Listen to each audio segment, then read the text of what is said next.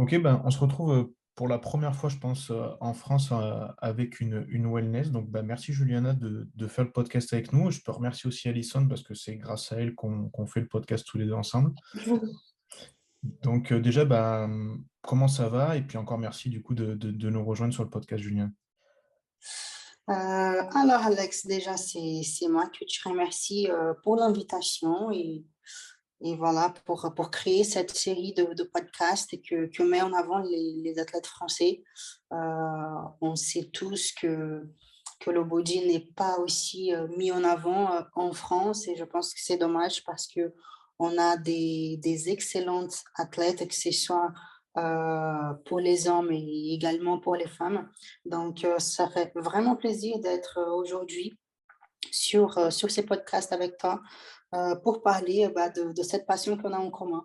Ouais, c'est ça. Bah, merci encore. Et ben, du coup, la première question que je vais te poser, c'est te présenter brièvement pour ceux qui te connaîtraient pas ou qui connaîtraient pas ton parcours initial, on va dire. Alors, je vais vraiment essayer d'être brief parce que j'ai quand même un petit passé, pas forcément dans les compétitions puisque j'ai eu pas mal de pauses, Ouais. mais en tout cas dans la musculation. Déjà, je m'appelle Juliane Esteso, je suis née au Brésil, j'ai 27 ans. Ça fait 6 ans que j'habite en France, Ok. donc je suis encore en train de perfectionner mon français, donc désolée pour les erreurs occasionnelles. Non, non. Donc, ça fait déjà 13 ans que j'ai commencé la musculation.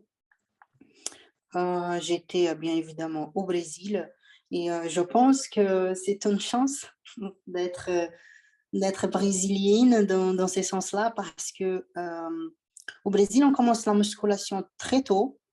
C'est un peu la culture. Ouais. J'ai eu bien évidemment un agent déclencheur pour commencer la musculation, euh, très différent des raisons qu'on peut commencer la musculation aujourd'hui. C'est-à-dire, du coup? Et comment? C'est quoi qui t'a poussé à la musculation, du coup? Alors, en fait, mon envie de commencer la musculation, elle est née quand j'avais 13 ans. Et comme tu sais, au Brésil, on a les défilés des écoles de samba à Rio. Et on voit ça à la télé tous les ans. Et du coup, une fois, j'étais devant ma télé pour regarder les défilés. Et il y a les danseuses. Et chaque grande école, elles ont une danseuse principale, on va appeler ça comme ça. Et ces jours-là, j'ai vu les danseuses et j'ai remarqué bien évidemment leur corps puisqu'elles sont presque à poil. Ouais. Et je me suis dit que c'était trop beau. Elles étaient vraiment musclées. C'était le corps type wellness puisque on va déjà faire un petit détail sur le podcast. La catégorie wellness, elle est née au Brésil suite à l'observation du corps de la femme dans les plages et pendant le carnaval. Donc, en Ok. fait, j'ai regardé le carnaval et j'ai vu les filles et j'ai trouvé ça vraiment magnifique. Elles avaient des belles jambes, un beau fessier, une taille toute fine. Et je me suis dit, je veux être comme ces filles-là. Et en plus, à l'occasion, ils avaient montré la préparation d'une danseuse pour défiler au carnaval. Et c'est vraiment une vraie préparation, comme on peut faire pour le body presque. Elle se passe par une vraie préparation physique au niveau de la diète, au niveau des entraînements, même parce que pour tenir un défilé en train de s'emmer pendant plus d'une heure, il faut vraiment tenir niveau cardio. Et c'était de là qu'est née cette passion. Du coup, le jour d'après, je me suis mis à la salle de sport. Ouais, donc, t'as pas traîné, du coup, il y a 13 ans, au Brésil, c'est normal d'attaquer la musculation. Je veux dire, t'as pas eu de contrainte de la salle qui t'a dit non, t'es trop jeune pour Ah, attaquer. complètement, complètement. Là, il n'y a eu aucun souci. Et au Brésil, non, il n'y a pas trop de tabou concernant la musculation. Ça fait vraiment partie de la culture, tu sais. Ouais. Donc, il n'y a aucune contrainte à ce niveau-là. Et comment sont les salles, parce que là, du coup, c'est vrai t'as pas fini de parler de la présentation, mais juste à l'époque, Quand tu as attaqué, la salle dans laquelle tu as attaqué, c'était comment une salle brésilienne à cette époque? Alors, faut savoir que moi, je suis née dans une petite campagne au Brésil. Euh, il y a les grandes villes que elles ont bien évidemment des salles de sport assez équipées. Ouais, Moi, je n'avais pas l'accès puisque je viens d'une toute petite ville qui est un peu plus développée maintenant, mais c'était vraiment la campagne. Donc, c'était des petites salles de quartier avec des machines faites maison, on va dire ça comme ça, tu vois. Euh, je ne me souviens pas d'avoir m'entraîné pendant mes 4, 5 premières années de muscu sur des machines avec des marques genre Technogym, genre Ameristrength. Je ne ouais. connaissais pas. Ça, j'ai connu par la suite, après 4 ou 5 ans de musculation, quand j'ai déménagé à la capitale pour étudier. Et là, j'ai eu accès à un matériel un peu plus professionnel, on va dire ça comme ça. Mais il faut dire aussi que ça ne m'a pas empêché d'évoluer pendant mes 4, 5 premières années, puisque disons qu'aujourd'hui, mon point fort, c'est devenu vraiment les quadriceps et je sais d'où ça vient. Déjà, bien évidemment, il y a la question du potentiel génétique. Mhm. Mes jambes ont toujours été mon point fort. Même lors de ma première compétition, ça sortait d'une façon incroyable. Mais bien évidemment, mes entraînements, ils sont aussi pour quelque chose parce que euh, pendant pratiquement 11 ans, 12 ans, je m'y suis entraînée comme un acharné, et notamment pendant mes 4, 5 premières années de musculation. Je faisais énormément le bas du corps. Forcément, quand on débute la musculation, on n'a pas trop d'informations, hein. On fait tous des erreurs au début. Et avec moi, ce n'était pas différent. Donc, j'ai m'entraîné un peu n'importe comment, avec beaucoup de charges, beaucoup de répétitions.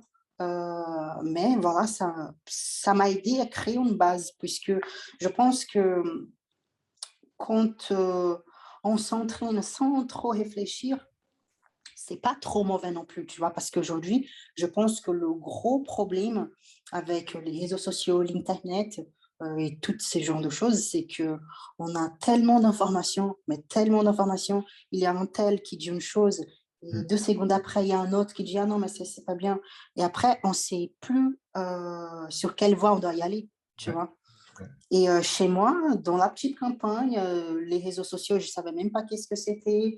Je n'avais pas d'accès à Internet pour aller à la salle. J'ai marché pendant 1 heure au soleil et je revenais encore 1 heure en marchant. Donc déjà, cardio, c'était 2 heures, hein, juste pour aller Ouais, et retour à la salle. Donc, j'allais à la salle et je m'entraînais. Et j'avais un but bien spécifique dans ma tête. Déjà, à cette époque-là, ça, je me souviens bien que c'était je vais à la salle pour s'offrir, je vais à la salle pour brûler mes muscles. Et à cette époque-là, pour moi, avoir une bonne séance, c'était sentir le muscle brûler, c'était sortir de la salle sans presque pas pouvoir en marcher. Mais à la fin, ça m'a aidé à construire le physique que j'ai aujourd'hui, tu vois. Oui, bah, de toute façon, les bases, tu les construis, et plus tu attaques tôt et plus tu les construis d'une bonne façon, je pense que ça, c'est clair et net. Et Complètement, ce qui est complètement. marrant aussi, c'est que tu dis que tu n'avais pas, t'as chargé directement. Tu dis, j'ai utilisé des charges lourdes. Et je me rappelle, dans la première salle où je bossais, donc c'était il y a 10 ans, 9 10 ans, il y avait une étudiante brésilienne qui était arrivée, qui avait 16 ou 17 ans, je ne sais plus.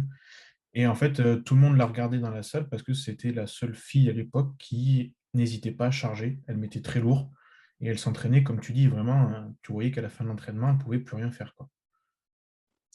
Ah oui, ça, on a vraiment comme une philosophie, tu vois, comme une Mm. philosophie s'entraîner dur au Brésil, c'est un peu la philosophie pour évoluer, tu vois. Après, bien évidemment, avec le temps, on développe aussi notre façon de s'entraîner. On commence à utiliser un peu plus de technique, même parce que je pense que quand tu fais des vrais entraînements en lourd, quand tu utilises 100% de tes capacités physiques, tu peux pas tenir plus de 2 semaines, bien évidemment. Donc, avec le temps, on apprend aussi à créer une périodicité pour s'entraîner avec les phases de choc, Après, on fait une petite phase de récup, mais sans forcément descendre en bas de 60% de sa capacité. En tout cas, avec moi, c'est comme ça que ça se passe. Je vais jamais dans la facilité, même pendant mes phases de récup. Après, bien évidemment, on est tous différents. Pour moi, ça me suffit. Mon repos, c'est jamais en bas de 60% de mes répétitions maximales, tu vois. Mais pour moi, ça me suffit. Il y a des personnes qui ont besoin carrément de faire 30% pour s'y reposer, puisqu'ils ont un métabolisme qui est différent. Et ça, c'est complètement normal. Mais dans mon cas, j'ai toujours aimé m'entraîner en lourd. Voilà, et ça m'a vraiment aidé à évoluer mon physique. Oui, je pense que c'est assez, c'est quelque chose qu'il faut faire et par lequel il faut passer et qu'il faut continuer à faire. Mais après, comme tu as dit, avec le temps, il faut qu'on apprenne aussi à s'entraîner de façon un peu plus intelligente pour se préserver et Bien penser sûr. à long terme, en fait. Ah, bien sûr, bien sûr. Et d'ailleurs, pendant mes 5, voire 6 premières années d'entraînement, la technique, c'était quelque chose que je faisais pas trop d'attention. C'était vraiment charger et aller jusqu'à l'échec. Comme tu as dit, tu as bien dit d'ailleurs, ça m'a permis de construire les bases. J'ai vraiment fait des très bonnes bases. Mais après, pour donner forme, pour aller dans les détails, là, c'est une autre chose, tu vois. On a besoin de réfléchir. Et c'est là qui rentre le rôle d'un coach, tu vois, parce que au haut niveau, et j'ai toujours voulu aller au haut niveau parce que j'ai toujours été compétitive, tu vois. Et d'ailleurs, c'est pour ça que j'ai commencé les entraînements lourds tout de suite. Parce que je voyais des filles qui s'entraînaient lourd et forcément, je ne voulais pas rester derrière. J'ai toujours été comme ça. Je ne sais pas si c'est bon, si c'est pas bon, mais j'ai toujours été super compétitive, tu vois. Même ça, avec les années, ta façon compétitive d'être, elle s'améliore aussi, puisqu'il y a la compétition qui fait du bien, qui est saine, et il y a aussi la compétition qui est malsaine, tu vois. Donc, j'ai toujours été compétitive et avec le temps, j'ai évolué aussi ma pensée vis-à-vis de tout ça. Dans le sens où, bien évidemment, quand on se prépare, quand on fait quelque chose, il faut essayer d'être la meilleure. Moi, dans ma tête, je suis vraiment la meilleure, même si je ne suis pas. Hein. Mais dans ma tête, je pense comme ça. Tu vois, et je pense que tous les athlètes que, que font du haut niveau, qui sont déjà dans le haut niveau, euh, forcément, ils doivent penser comme ça. Je pense qu'on pense comme ça tous, tu vois, parce que autrement on n'arrive pas. De toute façon, oui, sinon tu te mets en doute et forcément le doute, ça apporte pas mal de maladresse que tu peux enchaîner derrière. Donc, c'est pas forcément une bonne chose. Ouais. Exactement. Après, les doutes, c'est quelque chose qui est présent, hein, parce que moi, il y a des moments de doute, bien évidemment, on s'y Ouais. remet en question. Il y a des moments que je ne suis pas du tout motivée. D'ailleurs, si les gens qui me suivent sur les réseaux pensent que je suis tous les jours motivée, que je me réveille à 5 heures du matin avec le smile, non, c'est pas comme ça tous les jours. Il y a des jours plus difficiles que d'autres. Ouais, bien sûr. C'est-à-dire que j'ouvre mes yeux le matin, je ne veux pas me lever à 5 heures du matin, clairement pas, je vais dormir, même parce que notre corps, il est habitué et il est motivé que pour faire des choses qui nous donnent du plaisir. Donc, dormir, c'est un gros plaisir, tu es motivé pour ça. C'est vrai. Donc, voilà, je ne suis pas motivée pour me lever le matin à 5 heures. Mais par contre, je suis disciplinée, je sais que je dois faire.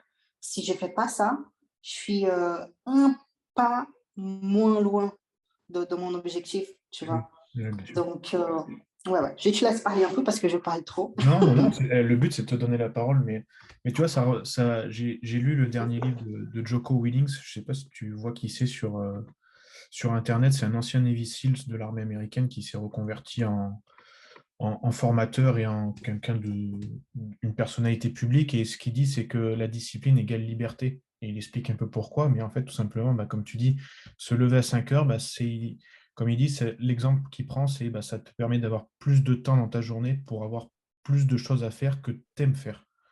Donc, ça veut dire que se discipliner, ça te permet d'avoir plus de liberté, ça te permet de faire des choses que tu aimes et ça te permet, comme tu dis, ben, d'atteindre tes objectifs parce que en général, les choses que tu aimes t'emmènent vers tes objectifs.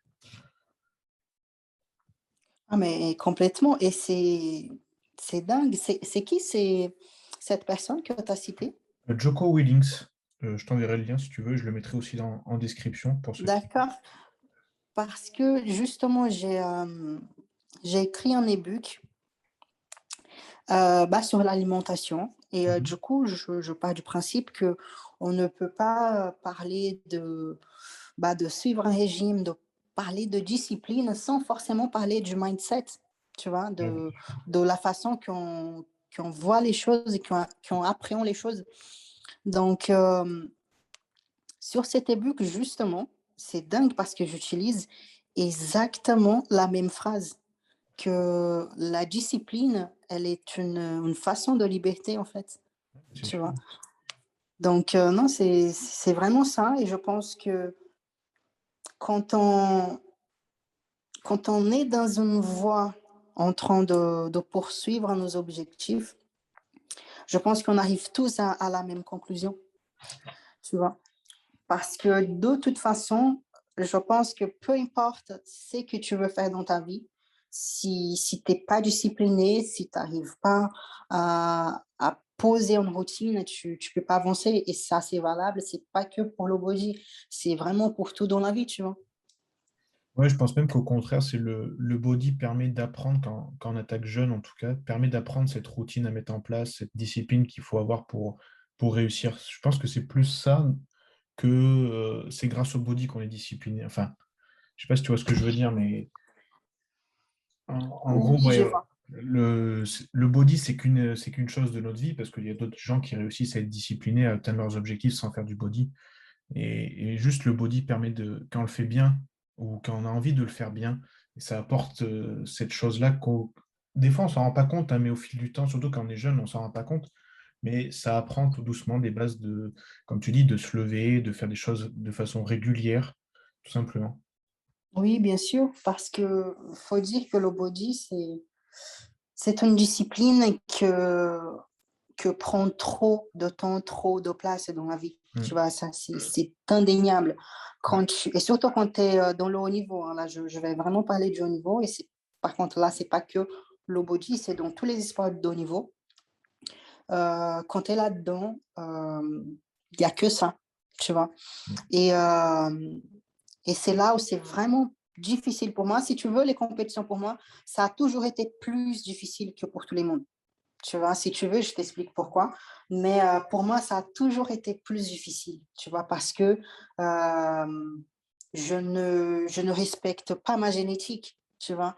Je ne m'exprime pas à 100%, donc c'est-à-dire que je suis tout le temps en train de m'y battre contre mon potentiel génétique. Mon potentiel génétique, si je l'écoute, je deviens woman, tu vois, Ouais, ok. Mm. parce que j'ai vraiment cette capacité-là de grandir, de prendre du volume de partout. Euh, je ne sais pas si tu as pu accompagner ma préparation pour la carte pro, mais Mm. pour ma carte pro, justement, j'ai passé un an sans toucher au bas du corps, tu vois. Même pas fessier, même pas ischio, zéro. C'était que du cardio. On diète à 1000 calories, 950 calories. Quand déjà j'ai un métabolisme de base qui est à 1400, donc j'étais même plus à mes calories de maintien de survie. Donc de Ouais. là, tu peux voir que mes préparations, elles sont pas super saines, tu Mm. vois. Ouais, bah oui. Et, euh, et en plus, j'ai tiré énormément déjà à cause de la situation du Covid. Ouais. Et depuis octobre 2019 jusqu'à là, voilà, je tire avec des diètes qui sont extrêmement basses parce que à partir du moment que je mange ne serait-ce qu'un peu plus, je prends du volume direct au niveau des quadriceps, tu vois, du bas du corps en globalité et ça devient trop violent. Donc, en fait, à chaque fois, c'est plus difficile pour moi. Et, euh, et ça, je suis en train de te dire tranquillement, puisqu'on est en train de discuter, mais ce sont des choses que je dis même pas sur mes réseaux, tu vois, puisque c'est un choix. Personne ne m'oblige à faire. Si je fais, c'est parce que j'ai son qu'en wellness, j'ai quand même quelque chose à faire, j'ai du potentiel. Je veux aussi prouver à moi-même, pas à personne d'autre, que voilà, mon corps, il me demande d'aller vers une voie, mais moi, je veux aller dans cette voie-ci et si je veux, je peux y arriver, tu vois? Ouais, c'est un combat contre toi-même, du coup, un peu là. Exactement. Mm. Donc, c'est un peu plus difficile pour moi et comme je te disais, le haut niveau, il prend énormément de temps, tu vois? Ouais. Tu vis que en fonction de ça puisque, c'est super contraignant, tu peux rien faire, tu peux pas sortir de ta maison, pour faire une petite balade sans s'y balader avec un sac plein de nourriture, plein de compléments, puisque c'est que comme ça que tu peux y arriver avec cette organisation-là. Tu vois, tu peux pas aller au resto avec ton mari. Heureusement que mon mari, il comprend, il me soutient, parce que lui aussi, il voit que je peux faire quelque chose de bien et je pars du principe que quand on est né avec des capacités, il faut les exploiter, tu vois? Même si c'est plus difficile pour moi d'exploiter mes capacités wellness, mais mais pour moi, c'est un cadeau, tu vois? C'est un cadeau. Donc, j'essaie de vraiment exploiter, même si c'est difficile. Et là, pour ma compétition professionnelle, j'ai dû, bah, vivre la préparation et puis, j'avais, mon travail à côté, puisque je travaille dans une salle de sport. Donc j'ai un travail comme tout le monde, en 35 heures, des fois plus. J'ai mes élèves, j'ai ma vie de femme, la maison à m'en occuper. Donc c'est plus difficile pour moi, tu vois? Puisque c'est pas aussi simple qu'on voit sur les réseaux sociaux. Les réseaux sociaux, c'est juste une vitrée de fumée où tout est beau, tu vois? Mais rien n'est comme on voit sur les réseaux et je préfère vivre cette vie, là, la vraie, que c'est, beaucoup de travail. C'est plus difficile pour moi. Oui, c'est plus difficile pour moi, mais au moins c'est ma vie et c'est vrai, tu vois? Mm. Je comprends, mais ça pose plusieurs questions, tout ce que tu viens de dire, du coup, mais avant de revenir sur les réseaux, sur tes prépas, juste, euh, comment tu décrirais la catégorie wellness pour toi? Quels sont les critères que les juges attendent le plus de vous, des wellness? Parce que c'est vrai qu'on en discutait, tu vois, cette semaine avec Stan et Nicolas sur le podcast, et en fait, on ne savait pas trop des fois ce qu'attendaient les juges en wellness. Alors, ce que les juges attendent, c'est qu'ils ont toujours attendu. Tu vois, en fait, les filles, elles sont en train de parler de changement de critères, mais le critère, il n'a pas changé, tu vois?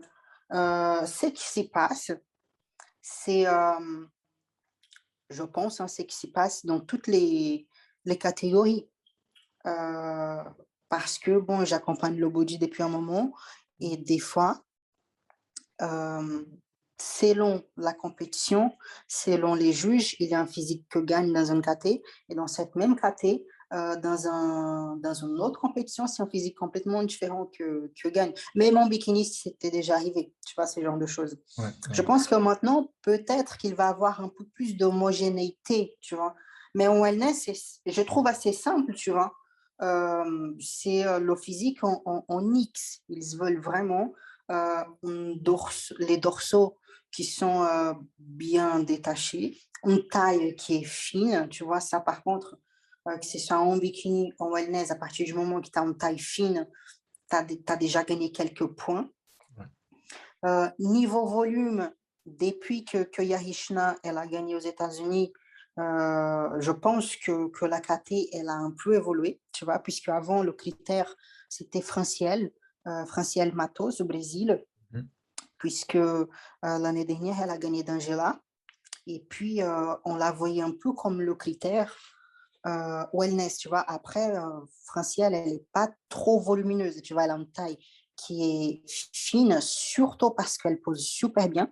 Ouais. Donc elle arrive à donner cette impression, cette illusion d'optique parce que le body, au final, pour moi, c'est plus une illusion d'optique qu'autre chose.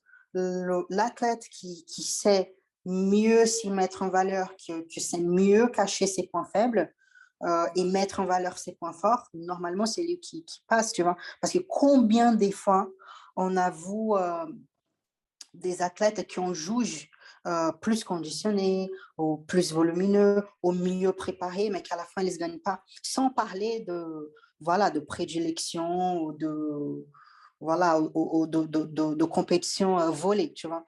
Mais j'ai déjà vu plusieurs fois des physiques qu'on juge mieux que le vainqueur, mais que voilà, cette personne, elle ne gagne pas, puisque sur la scène, elle n'arrive pas à s'y mettre en valeur. Francia, lui, elle a tout ça, tu vois.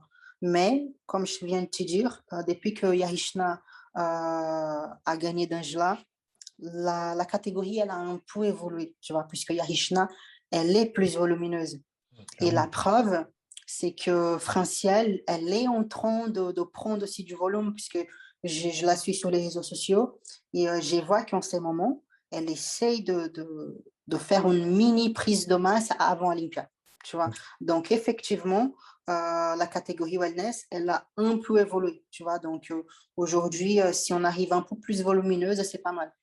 Donc ça peut t'arranger pour toi du coup. Exactement. Et d'ailleurs, je reste persuadée que c'est pour ça que j'ai passé, puisque j'ai demandé le feedback des juges.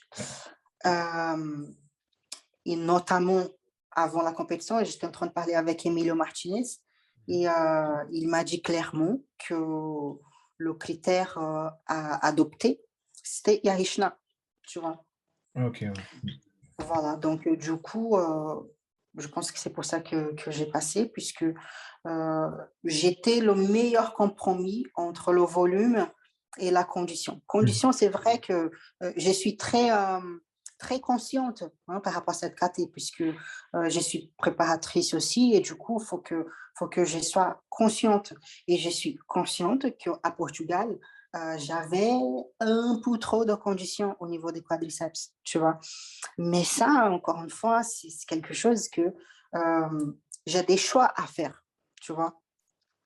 C'est-à-dire que si je décide de voiler un peu mes quadriceps, je vais voiler le tout, tu Ouais. vois. Et après, c'est une sangle abdominale pas top. Et après, si j'essaye de monter avec une sangle abdominale vraiment plaquée, là, j'ai un bas du corps qui strie, mais de partout, tu vois. Donc, en fait, j'ai toujours un choix à faire à ces niveaux-là. Donc, peut-être qu'avec le temps, ça va évoluer aussi, et surtout maintenant que je me prépare toute seule, puisque voilà, il n'y a personne qui sait, mais maintenant tout le monde va savoir. Ouais, Je du coup, suis ouais. plus avec Ricardo Panaim, Ok. donc je m'y prépare toute seule, puisque c'était déjà un peu le cas, tu vois. Donc, j'ai pris la décision de continuer toute seule parce que la fin de ma préparation à Portugal, c'était moi qui ai fait les manipulations. Oui, oui, non. Donc, voilà, je me suis Ouais. dit que je peux continuer toute seule. Ça te fait pas peur du coup un peu ce côté préparation toute seule là pour Olympia du coup? Du tout, du tout, puisque à chaque fois que j'ai essayé de partir en compétition avec un coach, ça me stresse plus qu'autre chose parce que j'ai l'impression de ne pas être comprise, Ok, ouais, je tu comprends. vois. Mhm. J'ai l'impression que justement, c'est une recette de gâteau et c'est la même chose pour tout le monde. Et s'il y a bien une personne qui ne peut pas faire la même chose que tout le monde, c'est bien moi, tu vois. J'ai besoin vraiment de faire quelque chose pour mon physique parce que c'est un cas très particulier, Ouais. tu vois. Donc, moi, bon, forcément, je connais mon corps. Déjà, niveau entraînement, ça a toujours été moi. Ça n'a jamais été Ricardo. Il s'occupait de ma diète. Après, humainement, personnellement, je n'ai rien à dire de Ricardo. C'est un excellent coach. Du contraire, il ne serait pas là où il est.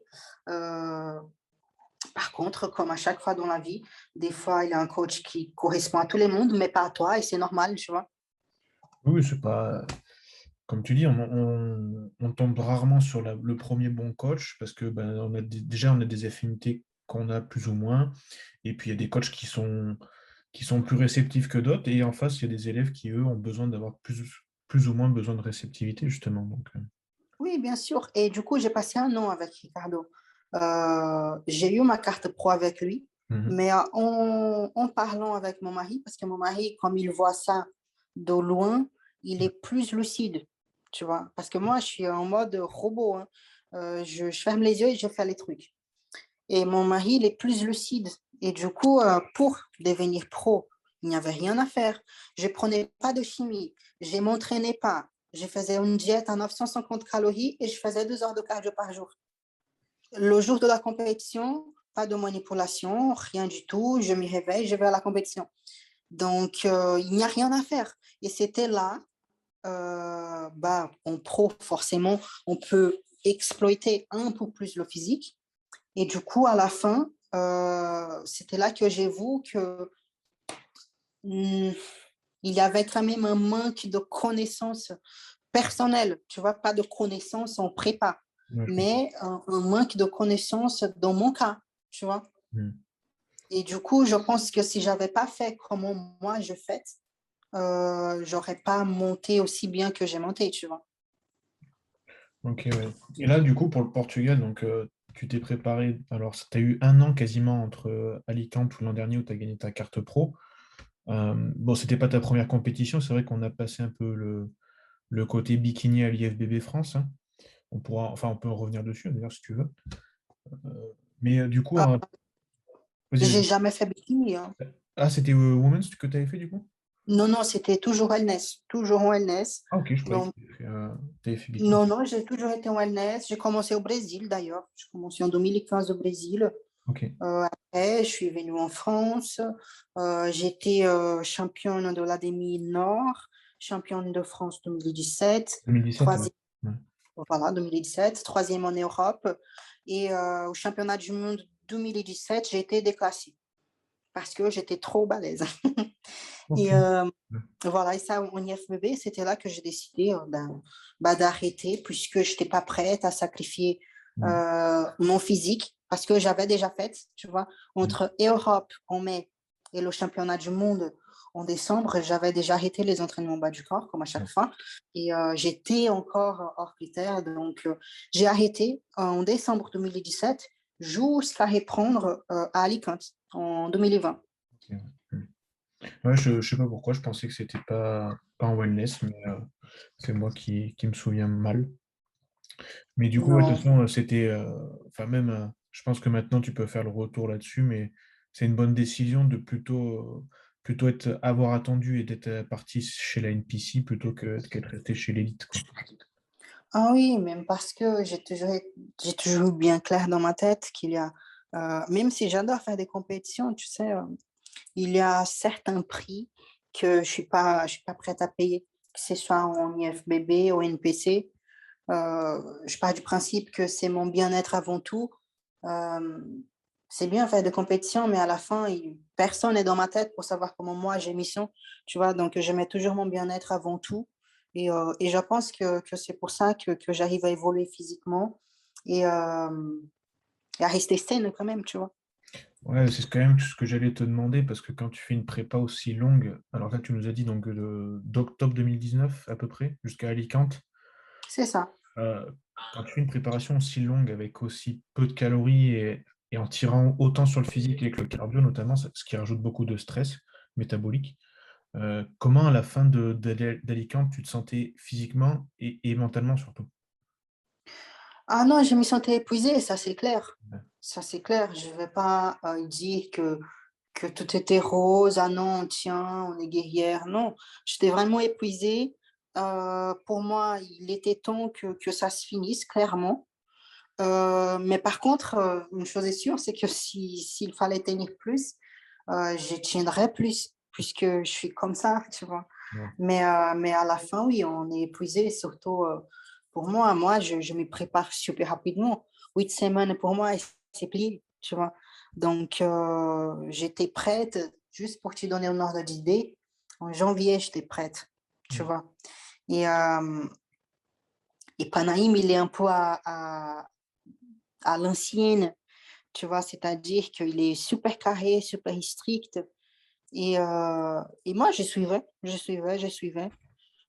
Et du coup, ouais, à la fin, j'étais vraiment épuisée. J'ai jamais tombé malade. J'ai toujours eu une santé de fer. Mais à la fin, j'étais épuisée.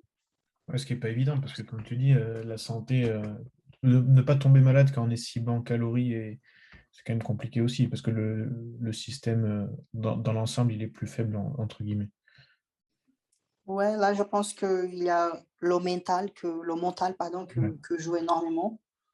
Voilà, dans ma tête, je pense toujours que que je suis forte, que ce genre de choses ne m'arrivent pas. Voilà, et je pense que penser comme ça, forcément, il a un impact sur le corps, tu vois? Et j'essaye vraiment de, peu importe la situation, je garde cette ligne de pensée-là.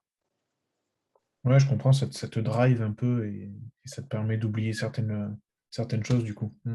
Oui, bien sûr, parce qu'à un moment donné, si on se laisse aller dans les pensées négatives, ah, je suis trop fatiguée, ah, euh, ça peut pas aller, à un moment donné, tu sombres, tu vois, parce que moi, en tant que coach, je coach des athlètes, mais aussi de femmes normales, je vois qu'il y a des personnes sont incapables de tenir une diète, genre 15 jours, t'en vas en diète qui est assez tranquille.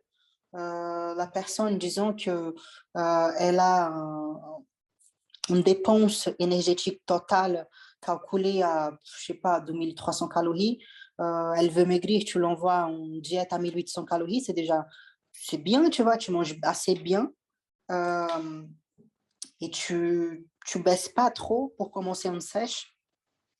Et la personne, au bout de 9, 10 jours, elle dit déjà qu'elle en peut plus, elle veut un repas libre.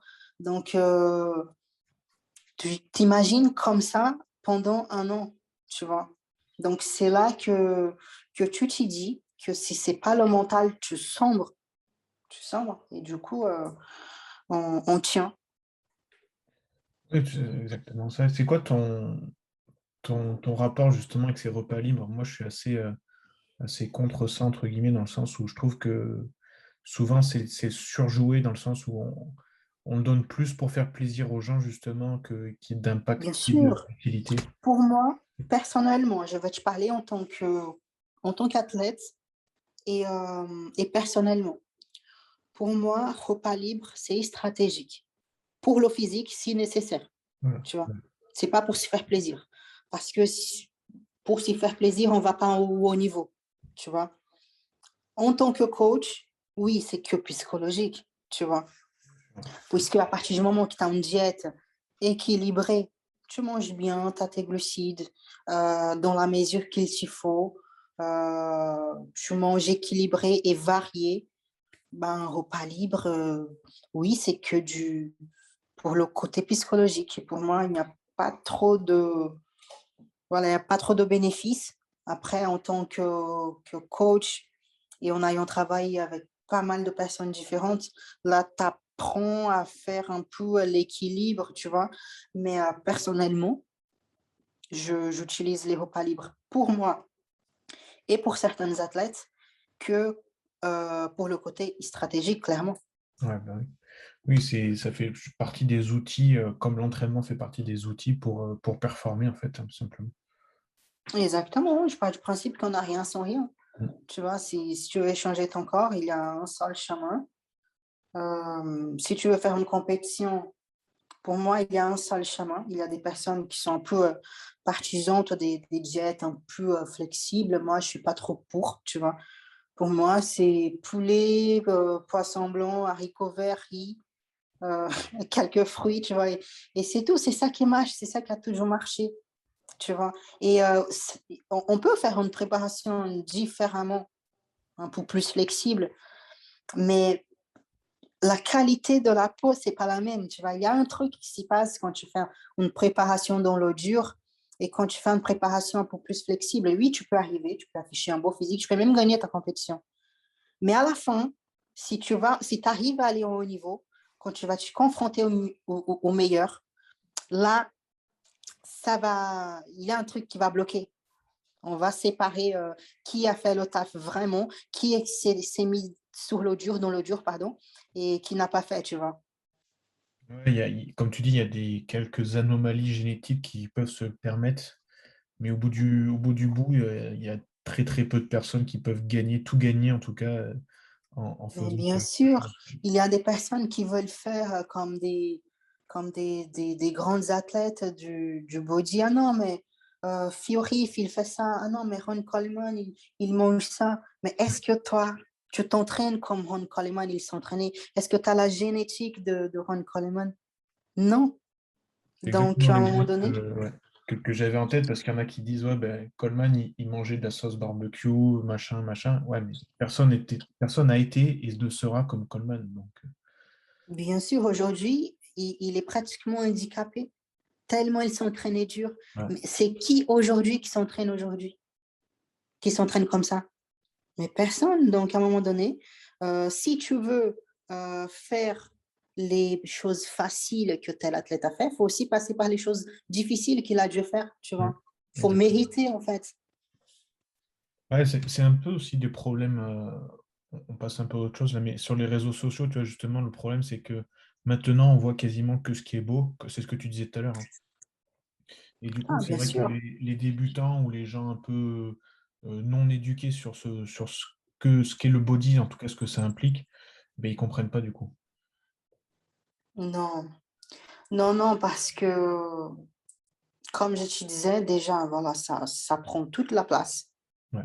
Euh, et après, comme tout dans la vie, il y a les deux côtés. Et dans le body, c'est pas différent. Il y a un côté qui est très sombre, tu vois. Et c'est pas tout le monde qui arrive à gérer cette partie-là. Faut pas non plus oublier que le body, ça reste un sport où il y a énormément de compétition. Forcément, quand on parle de forme physique, d'atteindre une esthétique, on va dire, parfaite, il y a l'ego qui rentre, tu vois. Donc, en parlant plus spécifiquement du côté féminin, c'est encore pire, tu vois. Parce que déjà, la femme en elle-même, il y a cette histoire un peu de jalousie, d'ego. Et là, quand tu vas dans le body, c'est encore plus exacerbé, tu vois. Donc, il y a forcément un côté un peu plus sombre qu'on ne voit pas sur les réseaux sociaux. Personne ne le montre en tout cas. Justement, en restant sur les réseaux sociaux, avant de reparler de ta prépa, enfin, pour toi, comment tu vis tout ce qu'il y a sur les réseaux sociaux par rapport à toi, genre les messages que tu peux recevoir? Parce que j'ai vu passer une fois des gens qui te disaient que tu prenais tel ou tel produit alors que c'était pas forcément ce que tu montrais dans tes stories, mais que du coup, eux, ils déduisaient que tu prenais ça. Comment tu arrives à gérer tout ça, les messages à la fois négatifs et puis sûrement les messages positifs que tu dois recevoir aussi? Alors, pour moi, c'est très simple parce qu'il n'y a rien à gérer. Tu vois, moi, je perçois comme ça. C'est-à-dire que aujourd'hui, je fais quelque chose que j'aime. Je suis devenue connue sur les réseaux, je n'ai jamais cherché, tu Mhm. vois? Dans le sens où aujourd'hui, je sais qu'il y a des personnes qui veulent être connues, qui font tout pour être connues. Elles vont avoir, quelqu'un pour gérer leur contenu, pour prendre les photos et ci et ça et c'est difficile. Aujourd'hui, c'est difficile de grandir sur les réseaux. Moi, ça m'est arrivé naturellement. Tu vois, je n'ai jamais cherché. J'étais là en train de faire la même chose que je faisais tous les jours. Et puis, ça a commencé. Tu vois, ça a commencé. Je suis devenue connue. Euh, pas qu'au Brésil, pas qu'en France. Mon Instagram, il est vraiment très divisé, tu vois. Et forcément, il y a énormément de commentaires. J'essaye de focaliser que sur les commentaires positifs, que heureusement, c'est 98% des commentaires. Pour les commentaires négatifs, franchement, ça me fait rien, tu vois, ça me fait rien puisque c'est des personnes que je connais pas, que normalement je vais jamais croiser. Ces gens-là, ils me connaissent pas, ils connaissent pas mon histoire. Donc, pour moi, ça me fait de la peine, en fait, tu vois. Parce que j'ai pas du principe que je suis incapable d'aller sur le profil de quelqu'un pour dire quelque chose de négatif parce que déjà, je suis pas comme ça. J'ai pas ces genres de pensées dans ma tête, dans mon cœur. Et j'ai pas le temps, tu vois. Ouais, c'est ça. J'ai pas le temps. Et quand je vois qu'il y a des personnes qui vont sur ton profil pour dire quelque chose de négatif, quand le plus simple, c'est de ne pas suivre, Mm. ne pas regarder à la limite, ne pas lire. Si mon profil ne t'intéresse pas, bah, tu ne regardes pas, tout simplement, tu vois. Parce qu'en fait, je ne sais pas s'ils pensent qu'ils vont m'atteindre. Déjà, ça ne m'atteint pas, vraiment. Mais je pense que quand tu es là en train de disséminer un message qui est négatif, mais ça revient à toi, tu vois. Tu parles de ce que ton cœur est plein, tout simplement, tu vois. Oui, je pense que comme tu dis, bon, déjà, ils perdent leur temps et leur énergie du coup pour des choses inutiles. Et puis il faut plus les plaindre qu'autre chose, parce que même moi, je reçois des messages des fois, pas forcément sur moi, mais des commentaires sur des partages que je fais d'athlètes. Mais je réponds pas parce que, bah, comme toi, en fait, je me dis, mais c'est vous qui êtes pauvres, entre guillemets, parce que si tu n'as que ça à faire de penser négativement tout le temps, en fait, il y a un gros travail qu'il faut qu'ils fassent sur eux-mêmes, ces gens-là, quoi. Bien sûr, parce que déjà, je suis pas là en train de crier l'athlète naturel. Je n'ai jamais fait. Mhm. Je pars du principe que le choix des autres, ça appartient aux autres. Ça ne me regarde absolument pas. Donc, je veux aussi que mes choix n'intéressent personne. Tu vois, ça touche que à ma vie. Je ne suis pas là en train de disséminer un message qui est faux. Moi, si je ne peux pas parler la vérité, je ne parle pas. Tu vois, Ouais. c'est pour ça qu'aujourd'hui, je ne parle pas souvent sur mes réseaux sociaux parce que je vois énormément de choses qui ne m'y conviennent pas. Mais déjà, je ne suis pas un juge universel, donc c'est pas à moi d'ouvrir ma bouche, Mhm. tu vois. Et c'est sûr que si je commence à parler des choses que je suis pas d'accord ou que je juge qui sont pas bien, bah déjà d'une, plus jamais je gagne un show pro dans ma vie. Mais bon, on passe cette partie-là. Ouais. Ouais, non, mais c'est vrai que je pense que tu as le bon comportement là-dessus. Puis, de toute façon, tu as suffisamment, comme tu disais, de choses à gérer dans ta vie de tous les jours que ça serait une discussion sans fin que tu commencerais si tu commençais à répondre à tout ça. Bien sûr, j'ai déjà été tellement jaugée dans ma vie, toute ma vie. Ouais. En arrivant en France, dans le body, déjà, c'est pas super facile d'être femme, d'être musclée en France, tu vois, surtout à mon niveau. Tu vu un peu comme un extraterrestre. Donc, il y a énormément de préjugés, de jugements. Ouais. Et du coup, comme j'ai beaucoup souffert de ça, déjà, j'ai appris à ne pas trop faire attention. Aujourd'hui, ça m'atteint plus. Au tout début, oui. On va dire 2015, oui, ça m'atteignait encore. Aujourd'hui, ça m'atteint absolument plus. Tout simplement parce que je pense quand on sait d'où on vient et exactement où on va, et surtout quand on connaît notre valeur et nos principes, le reste, Oui. c'est que le reste, tu vois, ça t'atteint plus en tout cas. Oui, de toute façon, les polémiques qui viennent de l'extérieur, voilà, c'est entre guillemets plus là pour essayer de te freiner qu'autre chose. Et comme tu dis, bah, faut rester focus sur soi et c'est comme ça que tu vas de l'avant, quoi. Exactement. Du coup, pour revenir à des choses peut-être un peu plus positives, entre guillemets, comment ça s'est passé ta prépa du coup pour le Portugal? Parce que tu as eu quasiment un an, je disais, donc ouais, pour te préparer. Enfin, en tout cas, pour choisir ce show et partir sur ce show. Comment ça s'est passé du coup? Quelle a été la suite à Alicante? Est-ce que tu es parti tranquillement jusqu'à, admettons, janvier parce que tu disais que tu te préparais vite pour faire un peu de hors-saison ou comment t'es resté directement focus? Alors, à cette époque-là, tout de suite après Alicante, j'étais encore avec Ricardo. Ouais. Et comme j'ai expliqué, Ricardo, il est très strict, il a sa façon de faire et il faut se faire à lui, tu vois. Donc, tout de suite après Alicante, il m'a mis dedans. Donc, pas d'hors-saison. J'avais pratiquement la même diète que celle que j'avais avant. Je me suis par contre entraînée un tout petit peu plus le bas du corps, tu vois, c'est-à-dire que j'ai ajouté 2 séances ischio-fessiers Mm. par semaine. Et, euh, et on a continué comme ça jusqu'à janvier, parce que Alicante, c'était en octobre, donc il y a eu novembre, décembre, janvier. En février, j'ai décidé de me faire opérer pour la prothèse de silicone parce que je me suis dit que malheureusement, ou heureusement, je ne sais pas, que ce soit en bikini ou en wellness, ça fait la différence, tu vois. Donc, c'est sûr que sur un plateau professionnel, j'allais être la seule sans avoir la poitrine refaite. Et du coup, je me suis dit que c'était un peu con de ne pas être classé ou bien classé à cause d'un détail d'harmonie de la silhouette, tu vois. Ouais. Donc, en décembre, je me suis fait opérer. J'ai passé 40 jours complètement arrêtée puisque j'ai eu quelques petites complications. Et du coup, j'ai repris ma préparation la première semaine d'avril. Donc, voilà, j'avais perdu pas mal de densité, de masse musculaire parce que forcément 40 jours sans cardio, sans entraînement, que ce soit haut du corps, bas du corps, bah, à un moment donné, tu subis, même si j'ai beaucoup de densité musculaire, mais là, j'ai vraiment subi un peu.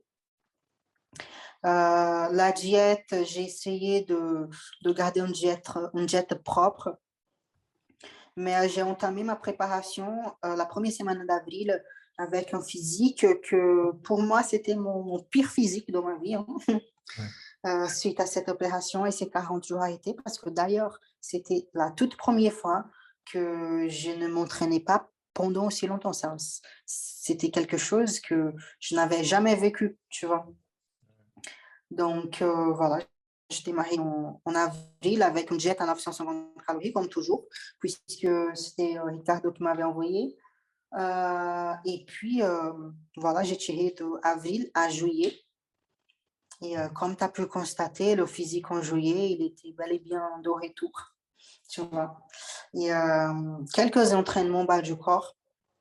J'ai dû faire un tout petit peu les quadriceps, histoire de faire revenir la densité que j'avais perdue pendant ma convalescence. Je pense que j'ai fait les quadriceps pendant 4 semaines parce que le physique il est revenu tellement vite qu'après, je me disais que, voilà, on pourrait dire que je ne me suis jamais arrêtée. Tu vois, tellement mes quadriceps, ils ont répondu vite. Et ouais, donc du coup, tu as fait ça. Donc, comment ça se passe tes entraînements? Parce que tu t'entraînes 5 fois par semaine, tu me disais. Et donc, en faisant C'est quasiment ça. jamais le bas, tu focuses beaucoup sur le haut. Comment tu arrives Non, en ces moments, je fais un peu plus le bas. Par Ok. contre, beaucoup le fessier. Ouais. C'est surtout des exercices en isolation. Donc, Oui, parce que sinon, c'est oui. plus du tout des entraînements comme avant, tu vois. Donc là, en ces moments même, j'ai fait 3 séances bas du corps par semaine. Ok. Mais c'est à peu près la même chose à chaque fois. Donc, lundi, mercredi, vendredi, bas du corps, avec beaucoup d'exercices d'isolation, tout simplement. Mhm. Les exercices polarticulaires que je peux faire, c'est le hip thrust. Ouais. Je fais aussi soulever de terre, jambes tendues, sumo éventuellement, si j'arrive à bien isoler le fessier. Mais tout ce qui est squat, presse, rack squat, fente, tous les exercices qui puissent avoir une action ne s'y reste que minime sur les quadriceps Ouais, et même sur les ischios, hein, je fais plus. Parce que mes ischios, ils strient un peu trop sur la scène aussi. ok. Ouais.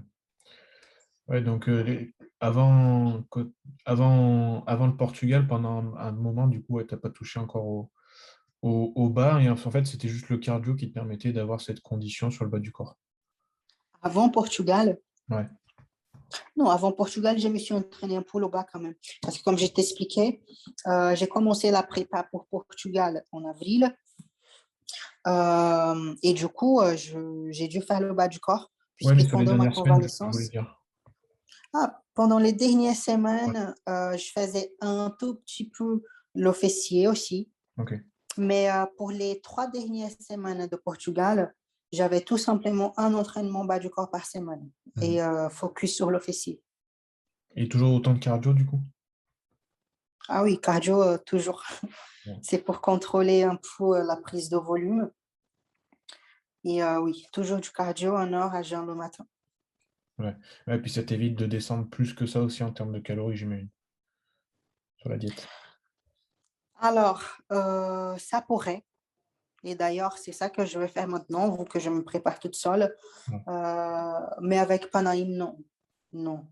C'était toujours la diète, 950 calories, maximum 1000 et le cardio, même si je pourrais avoir des journées où j'allais faire 2 cardio par jour, mais même comme ça, la diète, elle restait la même.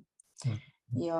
Et d'ailleurs, je vais adopter cette stratégie de, on va dire, jouer un peu plus avec les glucides en fonction de mes journées, tu vois? Mmh. Ouais, tu vas essayer de cycler un peu, du coup, journée haute, journée basse, du coup. Exactement, puisque c'est une stratégie que marche très, très bien sur moi Ouais, et ça fait vraiment super longtemps que je l'applique pas. Donc là, je pense que, le corps, il va bien répondre en tout cas. OK. Donc ouais, parce que pour ceux qui le sauraient pas, mais du coup, en gagnant le Portugal, tu t'es qualifié pour Olympia et maintenant on est à 8 semaines. Donc du coup, là, tu as attaqué de mettre ça en place pour, comme stratégie pour Olympia, donc. Exactement, exactement. Portugal, j'ai monté, à 58,5 kg Mmh. et là, je suis à 61 kilos. Donc je suis pas loin de mon poids de scène, hein. Tout simplement, 2 kilos et quelques à enlever, on va dire ça comme ça, Ouais. tout en sachant que déjà tu fais une manipulation d'eau, il y a au moins un qui tombe. Donc à la fin, je j'ai vraiment pas mal de marge pour faire quelques manipulations, tu vois? Comment tu vois là, cette préparation justement, qui arrive quand même, qui va arriver très vite parce que 8 semaines, ça va être très, très, très rapide. Comment tu vois ça? Comment est-ce que tu t'organises aussi du coup un petit peu dans le sens où, je sais pas s'il faut que je pense que ouais, il faut que tu quittes, la France parce qu'on n'a pas le droit de partir directement de France aux États-Unis, je crois, encore? Alors, je suis en train de voir justement, parce que tu sais aussi bien que moi que la situation Ouais, elle change, vite, tu vois? Donc aujourd'hui, oui, je dois aller, au Mexique OK. pour faire, la quarantaine. J'ai pas encore pris, mes billets parce que bon, j'attends encore un tout petit peu, peut-être 6 semaines avant, pour voir si la situation, bouge, tu vois? Parce que c'est quand même mieux si on peut aller directement, à Oui. Miami. Mmh. Donc là, je suis en train de voir avec mon sponsor, OK. parce que de toute façon, c'est eux qui vont prendre, bah, les coûts du voyage en compte. Et j'attends encore un tout petit peu pour vraiment, mettre des choses en place, tu vois? Parce que Ouais, j'ai quand même l'espoir que ça change. ouais, je comprends. Et au niveau donc, entraînement, tu penses que tu vas devoir recouper, les entraînements du bas du corps là, d'ici là? Oui, Ouais, oui, disons que ça, c'est le plus gros défi de se préparer toute seule, ça va être celui-là, tu vois?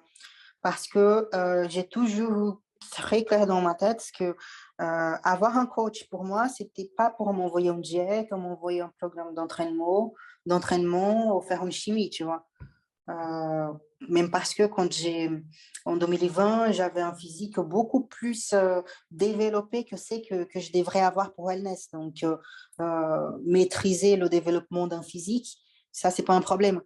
Quand j'ai pris un coach, c'était surtout, heu, pour qu'il me dise: «Arrête de t'entraîner», ouais. parce que de moi-même, je sais que je ferais pas, tu vois? Donc là, pour Olympia, ça va être le défi. Mais par contre, là, je suis un peu plus lucide, que c'est que j'étais, avant ma carte pro. Donc ça reste un défi de savoir quel est le moment exact, où je dois m'arrêter, tu vois? Mais je pense que ça va le faire, mais c'est sûr que je vais devoir, m'arrêter, arrêter les entraînements bas du corps quelques semaines avant, oui. Et avec en contrepartie, avec ta stratégie, une diète un peu plus élevée qui peut peut-être un peu aussi jouer là-dessus. Oui, ça reste un défi aussi parce que comme je t'ai expliqué au début, mon corps, il aime bien les glucides. Donc je veux faire cette stratégie et d'ailleurs, je l'ai déjà, mise en place, donc ça marche bien. Là, niveau volume, je suis, un peu plus que ce que je devrais. Donc c'est pour ça que si je vois qu'il faut aussi stopper les stratégies et vraiment réduire les glucides, pour correspondre plus aux critères, je le ferai, tu vois? Là, par l'instant, je continue à faire ces cycles de glucides parce que on est encore à 8 semaines. Ça me permet de souffler, ça me permet de garder voilà, Ouais. la tête en place, quoi, tu vois, de souffler un peu tout simplement parce que avant toute chose, il faut que ça aille dans la tête. Et une question aussi, tu as senti la différence du coup depuis que tu as repris de cycler les glucides sur l'énergie à l'entraînement? Ah oui, direct, Et oui. direct. Oui, oui. Les entraînements, ma seule envie, c'est de pousser. Par contre, là, je fais bien attention de ne pas me taper des charges lourdes parce que là, par contre, c'est fini. Tant que je serai en wellness, les charges lourdes, c'est fini pour moi. Ça, c'est la seule chose qui est sûre. Donc, des fois, j'ai vraiment envie de m'entraîner en lourd, surtout en ces moments que j'ai mangé un peu plus, un peu mieux, quoi. Mais ça, par contre, j'essaie de vraiment être carré là-dessus et de ne pas pousser trop lourd parce qu'après, quand je commence à vraiment prendre du volume, c'est difficile de revenir en arrière. Mm. Il y a une chose qui est intéressante que tu as dit, c'est tant que je suis en wellness. Ça veut dire quoi ça? C'est-à-dire que tant que je continuerai à faire des compétitions en wellness, je ne peux pas m'entraîner en lourd. Parce que bien évidemment, je ne vais pas passer toute ma vie là-dedans.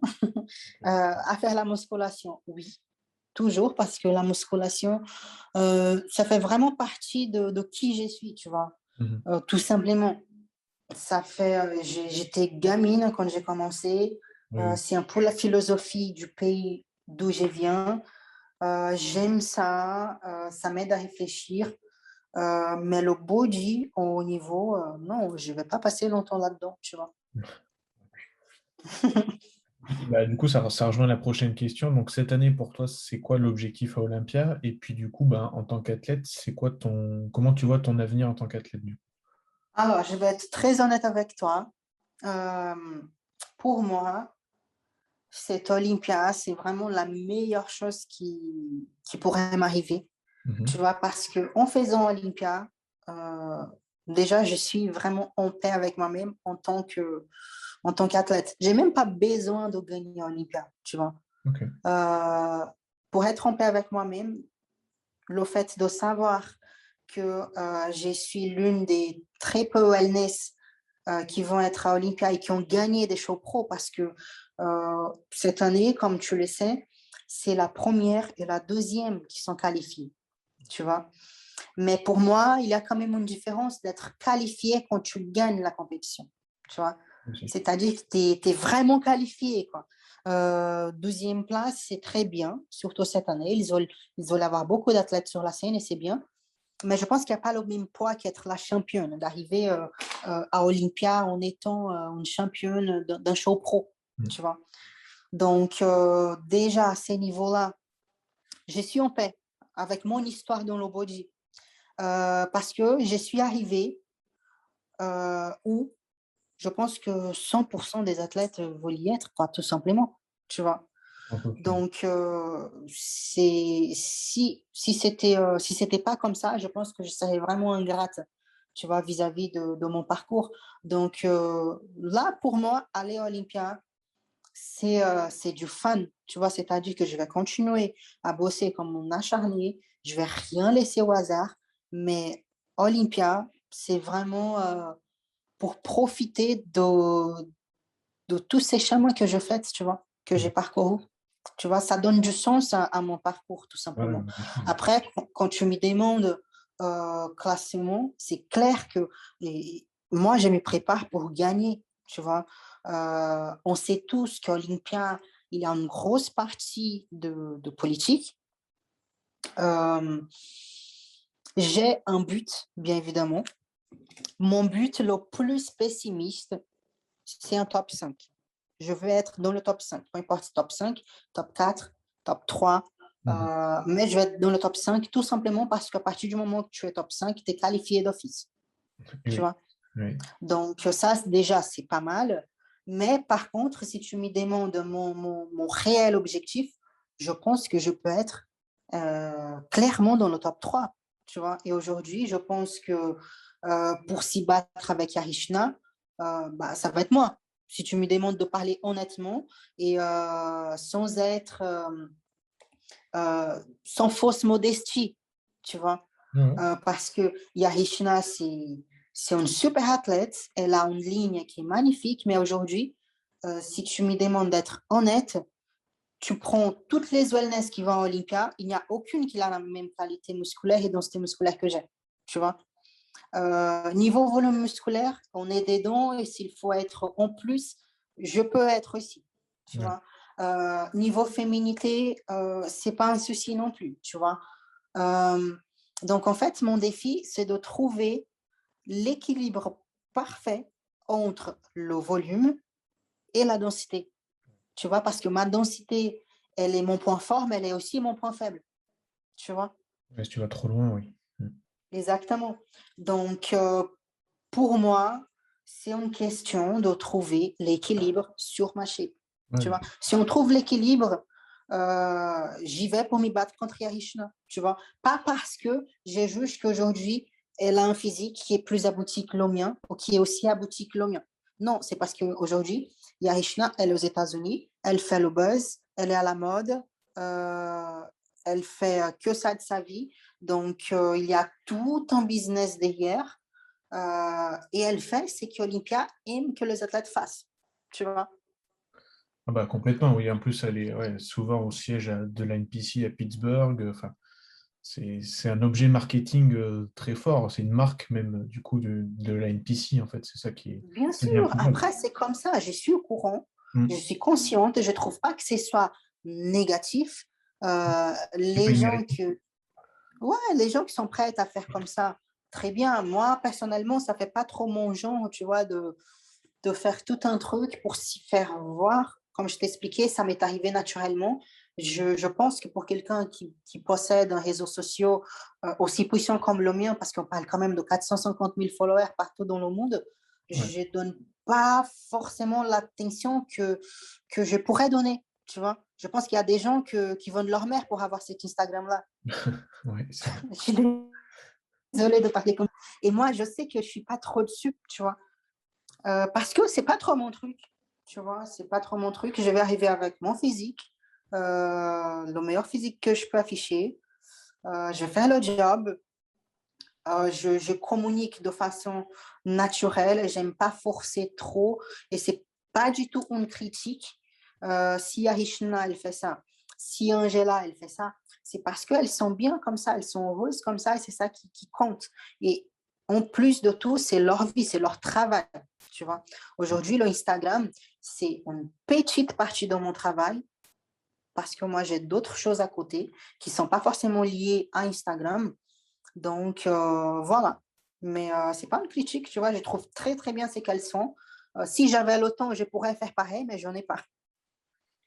Ouais, non, mais je pense que comme tu dis, enfin, de toute façon, c'est pas immérité parce qu'elles ont le physique aussi qui va avec, et puis parce qu'elles ont Bien prouvé en gagnant sûr, les pro show de toute façon, qu'elles étaient le top de la catégorie, comme toi, tu as gagné ton pro show et tout.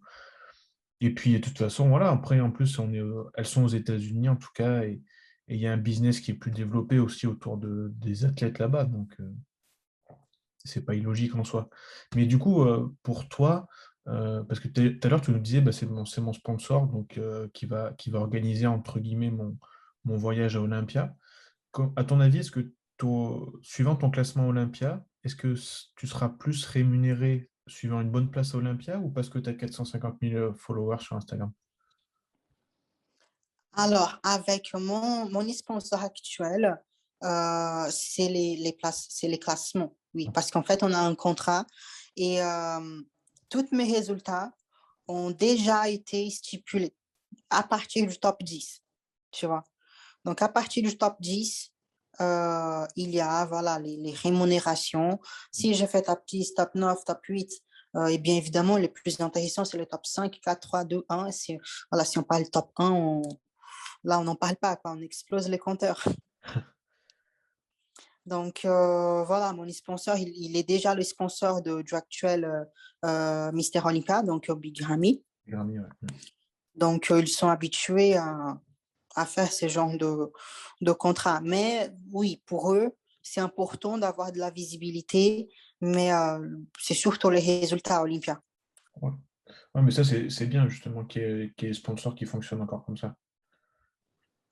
Ah oui, bien sûr, parce qu'en fait, si tu veux, cette marque, elle est vraiment directionnée pour le haut niveau. Tu vois, tout le monde peut utiliser ces produits. Mais quand ils ont développé chaque produit, c'était aussi en pensant à cette partie des pratiquants, tu vois, des pratiquants qui veulent vraiment aller au haut niveau. Et du coup, pour eux, c'est important d'avoir des résultats, tu vois. Bien sûr. Et d'ailleurs, c'était très important pour moi de gagner Portugal parce que ça aussi, c'était une partie de mon contrat, tu vois. Oui, c'est ce que j'allais te poser comme question. Est-ce que même si tu fais donc au minimum top 5 à Olympia, même si je pense que tu as largement ta place dans le top 3, mais donc ça veut dire que tu serais qualifié pour l'an prochain, mais vu ton contrat justement, est-ce que tu n'aurais quand même pas intérêt à faire quelques pro shows dans l'année pour aller gagner et pour d'une avoir encore plus de visibilité et encore plus du coup de primes de contrat du coup? Ah, bien sûr, mais ça, c'est quelque chose que c'est prévu. Si je veux, si je vise un top 5 minimum pour avoir cette qualification, c'est surtout pour être tranquille. Parce que Ouais. forcément, quand tu sais que tu es déjà qualifié, Oui, oui. tu es à l'aise et tu peux choisir quoi faire. À la limite, tu peux vraiment choisir.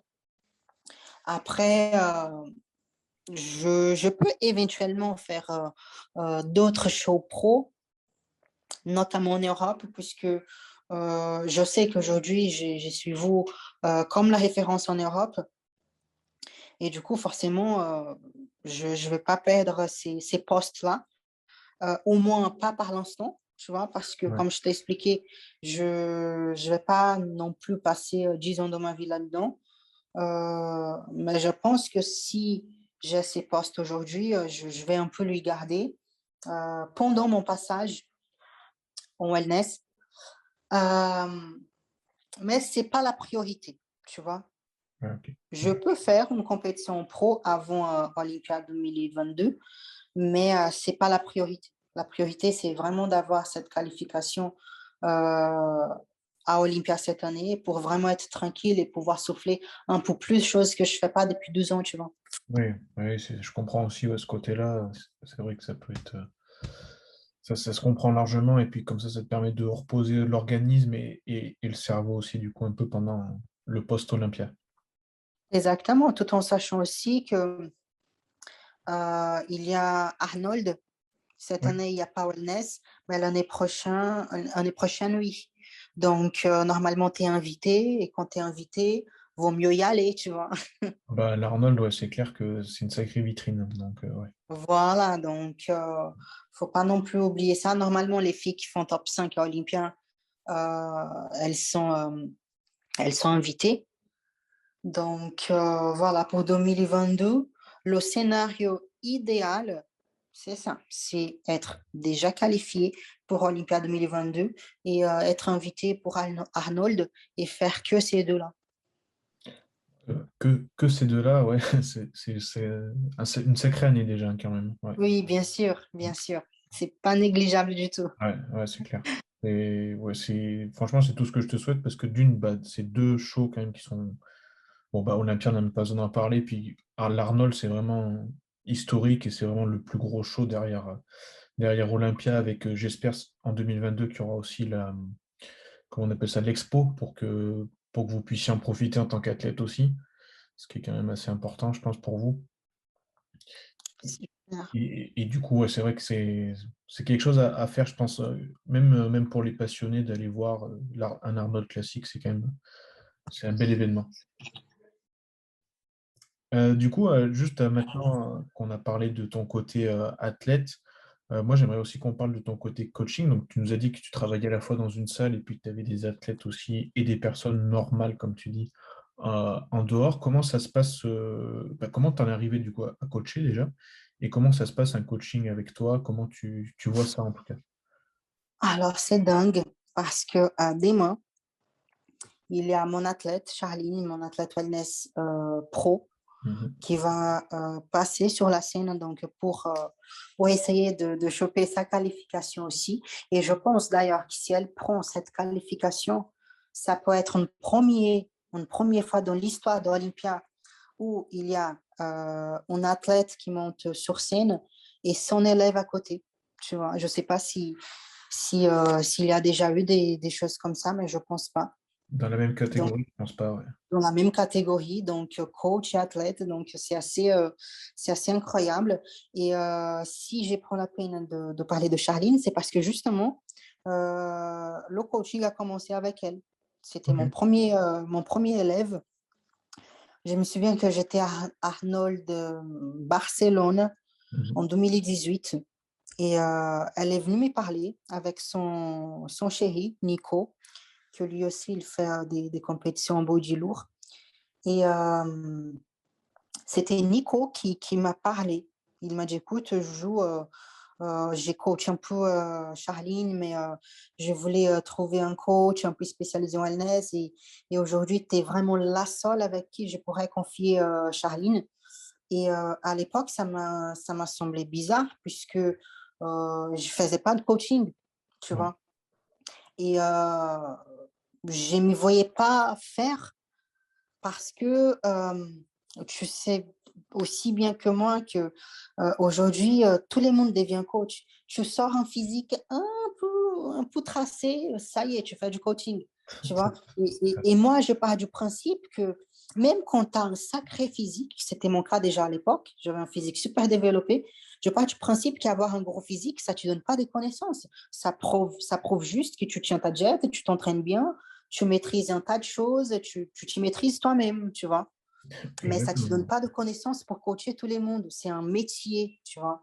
Mm. Et je ne comprenais pas trop. Tout le monde me disait, ah, il faut que tu coaches, mais je ne me sentais pas prête, tu vois, parce que pour moi, c'est vraiment une grosse responsabilité. Il y a des personnes qui vont te payer, et sans parler de l'argent, elles vont mettre leurs objectifs entre tes mains, tout Ouais. court, tu vois. Il y a des personnes que c'est vraiment le rêve de leur vie, avoir un tel physique. Et la personne, elle va te confier cet objectif-là. Donc, c'est super sérieux, tu vois. Il y a des gens qui prennent à la légère, mais c'est super sérieux. Et, euh, et je ne voulais pas, tu vois, mais on a tellement parlé, il a tellement insisté que j'ai dit, bon, je vais lui aider avec ce que je sais. Et à l'époque, j'étudiais déjà parce que j'aimais bien la pratique, mais j'ai toujours été super curieuse. Et j'aimais bien avoir la congestion sur mes cuisses, mais je voulais aussi savoir comment est-ce que la congestion, elle arrive, tu Mhm. vois. Ouais, bien sûr. Donc, j'aimais étudier, que ce soit la diète, les entraînements, les techniques, les hormones, tout. Et du coup, j'ai décidé de prendre Charline sur mon aile et on a commencé à travailler fin 2018. Tu vois, elle avait un physique vraiment super lambda, tu vois. Je voyais du potentiel, hein, je voyais vraiment du potentiel. Elle avait une base puisqu'elle s'entraînait en lourd, chose qui était rare. Et Ouais. c'était aussi ça qui m'a attiré un peu l'attention parce que je voyais qu'elle n'avait pas peur de s'entraîner, au contraire. Euh, mais elle avait un physique vraiment complètement lambda, tu vois. Et demain, elle monte en pro pour aller peut-être choper une qualification à Olympia. Donc, c'est incroyable. Et ça a commencé avec elle, tu vois. Et ensuite, j'ai accepté un autre. Et puis un autre parce qu'en fait, si tu veux, en 2018, j'étais déjà très suivie. J'avais plus de 300 000 followers. Et même quand tu dis pas que tu es coach, tu reçois des messages. Oui, Tu vois, est-ce que tu fais du coaching? Est-ce que tu fais du coaching? Et j'avais des messages, mais des milliers, comme aujourd'hui d'ailleurs. C'est la même chose. Et du coup, j'ai pris du plaisir à préparer Charline, à lui envoyer des diètes, à lui envoyer des entraînements, à voir qu'elle suivait, à voir les changements parce que les changements, ils arrivaient de semaine en semaine. Donc, c'était une évolution vraiment exponentielle, tu vois. Et ses retours aussi, parce qu'elle me faisait des retours. Et à chaque fois qu'elle me faisait un retour, de lire chaque mot qu'elle écrivait, ça me procurait quelque chose, tu vois. Et du coup, j'ai commencé à vraiment prendre du plaisir à voir son évolution semaine après semaine, d'écouter ses retours. Et je me souviens que je suis allée voir sur ma boîte de messages en attente. Et bah, comme tous les jours, il y avait énormément de demandes et j'ai commencé à accepter, tu vois. Pas beaucoup, je commençais à accepter petit à petit. Euh, et en fait, je me suis aperçue que j'avais la capacité de cerner quand même à peu près les physiques, les métabolismes, tu vois, Ouais. tout en sachant qu'un métier de coach, t'arrêtes jamais d'apprendre, hein. Ça fait que 3 ans que je fais ces métiers, un peu moins de 3 ans même. Donc, c'est sûr que d'ici 5 ans, j'essaierai beaucoup plus expérimenté que ce que je suis aujourd'hui, tu vois, parce que j'aurais déjà préparer plus d'athlètes, j'aurais déjà travaillé avec d'autres métabolismes encore plus différents. Donc, ça te donne en expérience. Et j'ai beaucoup d'athlètes qui, pas beaucoup d'athlètes, mais beaucoup de filles que me demandent de leur suivre pour leurs objectifs en wellness, tu vois. Et j'ai jamais dit que j'étais la meilleure coach en wellness.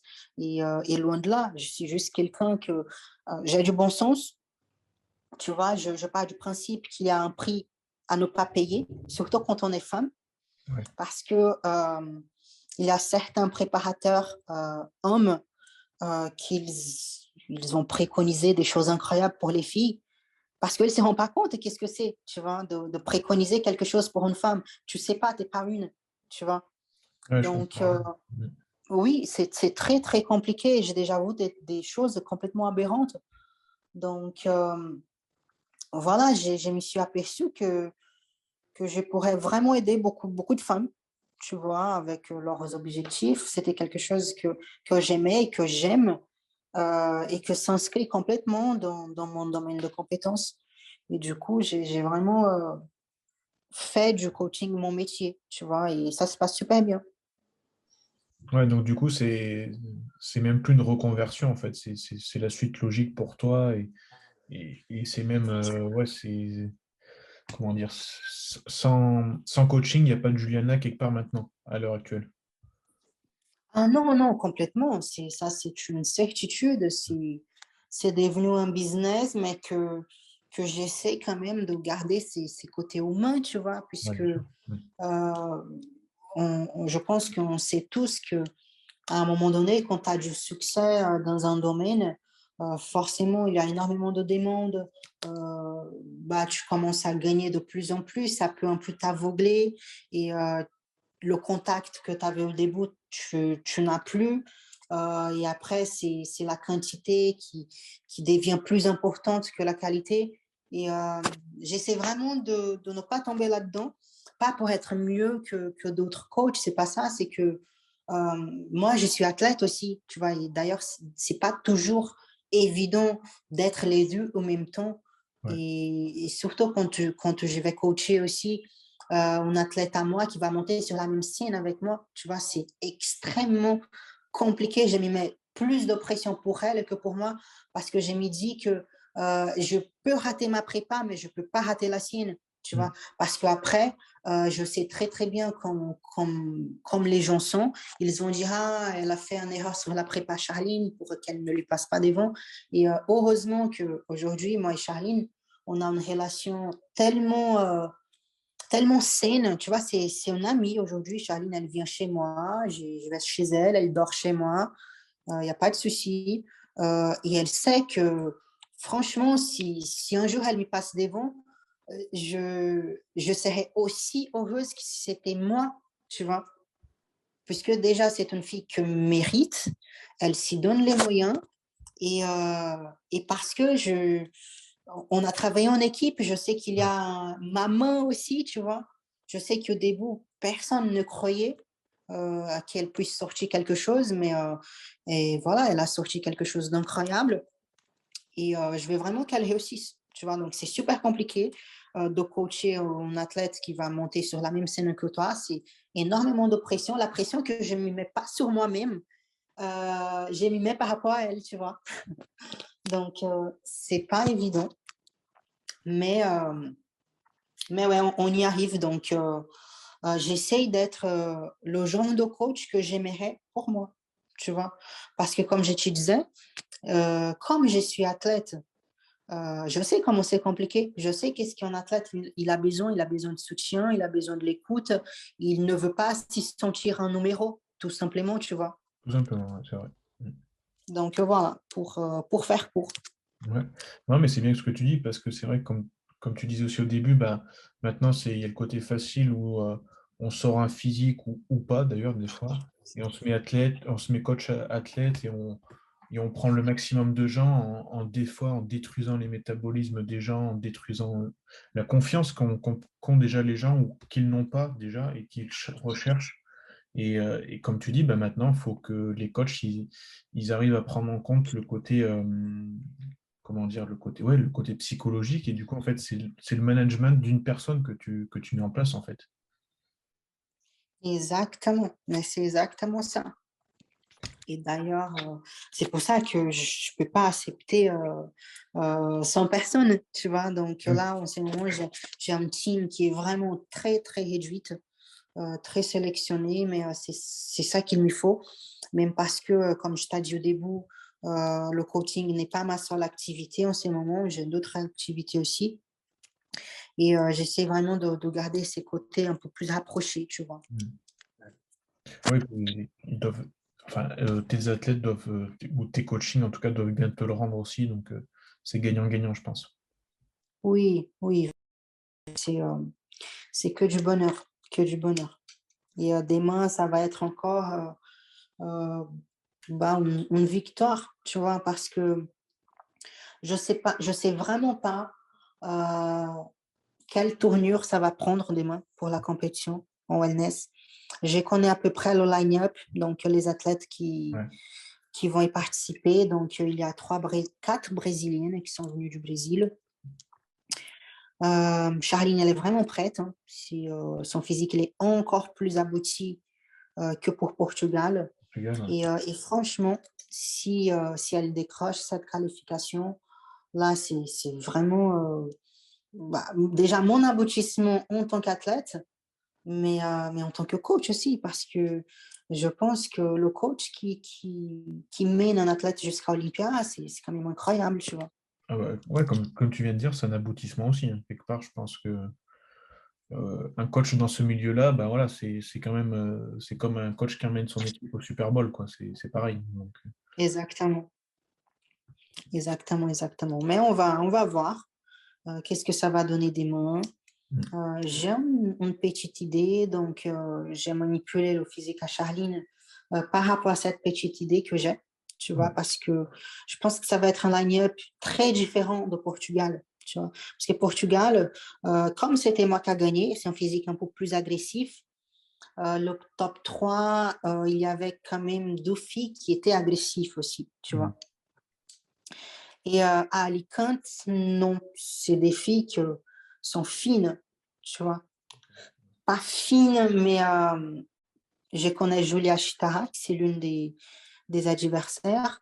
Elle était au Bahamas Pro avec un physique plus volumineux. Elle a fini quatrième.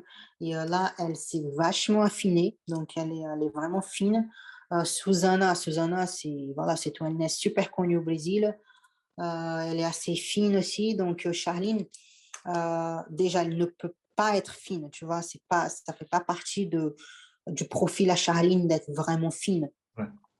Donc, le but, c'est qu'elle monte sur scène avec sa meilleure condition. Tu vois, beaucoup plus conditionnée que ce qu'elle était à Portugal, tout en sachant que à Portugal, d'une façon ou d'une autre, maintenant je comprends, avec du recul, je comprends mieux que d'une façon ou d'une autre, elle ne pourrait pas rentrer au top 3 à Portugal, tu vois, puisque son physique, il est trop différent du mien. Mm. Donc, voilà. Ouais, après, ouais, génétiquement, vous n'êtes pas fait pareil, mais c'est vrai qu'on voit qu'il y a un gros travail chez Charline. Enfin, moi, j'ai découvert grâce à toi, hein, Charline, et c'est vrai que on voit le travail que vous avez fait ensemble et puis le physique qu'elle a affiché au Portugal. Moi, c'est vrai que j'étais quand même assez bluffé. Et après, Ah oui, c'est demain, incroyable. demain, comme tu dis, en plus, c'est le même juge qu'aux Bahamas, normalement, si je dis pas de bêtises. Et donc, du coup, bah ouais, peut-être afficher un physique un peu différent lui permettrait d'accéder au top 3 et top 2 même. C'est ce que je lui souhaite. C'est clair, hein, franchement, je veux vraiment qu'elle ait cette qualification, parce que déjà, encore une fois, elle va être mieux. Et, euh, et tu vois, aujourd'hui, c'est la meilleure wellness en France, tu Ouais. vois. Et c'est une fille que ne se met pas forcément en avant sur les réseaux sociaux. Elle a une vie complètement normale. Après, sur la scène, elle arrive à vraiment s'y transformer. Ouais. Tu vois, elle a 100 personnages sur la scène et ça, c'est super bien. Et physiquement, bon, tu as vu les photos, il y a des vidéos, c'est vraiment une ligne qui est hors norme, tu vois. Donc, vous avez vraiment de la chance d'avoir un athlète wellness de ces niveaux-là, tu vois, parce que faut pas oublier que sa première compétition de sa vie, c'était l'année dernière avec moi à Alicante. Ouais. Elle a fini derrière moi. Tu vois, donc c'est-à-dire que si j'étais pas là, elle aurait gagné sa carte pro lors de sa toute première compétition. Tu vois, donc j'ai fini première, elle finit deuxième. Ensuite, je l'ai envoyée en Italie. Elle a eu sa carte pro au but de sa deuxième compétition. Ouais. Tu vois, donc là, elle fait son début en pro. Elle finit quatrième. Et devant, c'était pas voilà, des filles qui n'ont pas d'expérience, tu vois. Moi, voilà, c'est moi. Isamara, la fille qui a fait deuxième, c'est une fille qui a commencé les compétitions au Brésil en 2013, donc elle est super connue au Brésil. Ouais. Elle a au moins une trentaine de compétitions derrière elle, cette fille. Tu vois, donc tout ce qui est Arnold de Brésil, championnat brésilien, qui sont vraiment super disputés, tu vois. Elle a déjà fait tout ça, donc elle a un bagage énorme, beaucoup de densité et maturité musculaire. Oui. Donc, c'est derrière des filles comme ça qu'elle a fini. Elle a fini quatrième sur un plateau de plus de 15 athlètes pro. Je pense qu'on était 17, si je ne me trompe pas.